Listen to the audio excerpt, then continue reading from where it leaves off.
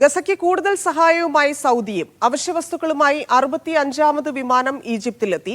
King Salman relief സെന്ററിന്റെ കീഴിലാണ് സഹായ വിതരണം. ഗസയിൽ ഇസ്രായേൽ വംശഹത്യ തുടരുന്നതിനിടെയാണ് സൗദിയുടെ വിമാനങ്ങൾ ഈജിപ്തിലെത്തുന്നത്. അവശ്യവസ്തുക്കളുമായി എത്തുന്ന 65ാമത്തെ വിമാനമാണ് ഈജിപ്തിലെ അൽ അറീഷ് വിമാനത്താവളത്തിൽ എത്തിയത്. റഫ ബോർഡറിലൂടെ കരമാർഗമാണ് സഹായം ഗസയിലേക്ക് എത്തിക്കുക. ഭക്ഷണം, മരുന്ന്, വസ്ത്രം തുടങ്ങി അടിയന്തര ആവശ്യങ്ങൾക്കുള്ള വസ്തുക്കളാണ് എത്തിക്കുന്നത്. കെയ്റോയിലെ സൗദി എംബസിയുമായി സഹകരിച്ചാണ് സഹായം. അടച്ചിട്ട അതിർത്തി കടന്നുള്ള സഹായ വിതരണം മറികടക്കാൻ ജോർദാനുമായി സഹകരിച്ച് വ്യോമമാർഗവും സഹായമെത്തിക്കും.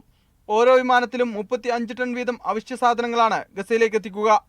സൗദി ഭരണാധികാരിയുടെയും കിരീടാവകാശിയുടെയും പ്രത്യേക നിർദ്ദേശപ്രകാരം കിങ് സൽമാൻ റിലീഫ് സെന്ററിന്റെ കീഴിലാണ് സഹായ പദ്ധതി. Media 1 Jeddah.